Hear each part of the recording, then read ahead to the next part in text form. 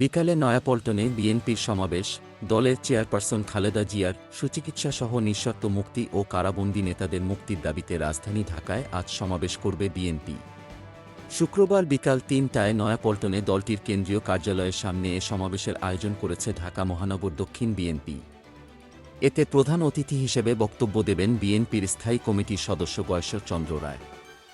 দলটির বিভিন্ন অঙ্গ ও সহযোগী সংগঠনের নেতাকর্মীদের পাশাপাশি সমাবেশে কেন্দ্রীয় নেতারাও অংশ নেবেন। কর্মসূচি ঘিরে ব্যাপক প্রস্তুতির কথা জানিয়েছেন সংগঠনটির আহ্বায়ক আব্দুস সালাম। বিএনপি চেয়ারপারসন খালেদা জিয়ার সুচিকিৎসাসহ নিঃশর্ত মুক্তি, ভারপ্রাপ্ত চেয়ারম্যান তারেক রহমানের মিথ্যা মামলা প্রত্যাহার, মহানগরের নেতা নবী উল্লাহ নবীসহ রাজবন্দীদের মুক্তির দাবিতে এই সমাবেশ ডেকেছে সংগঠনটি। Golam Mostafa, desk report, BE news.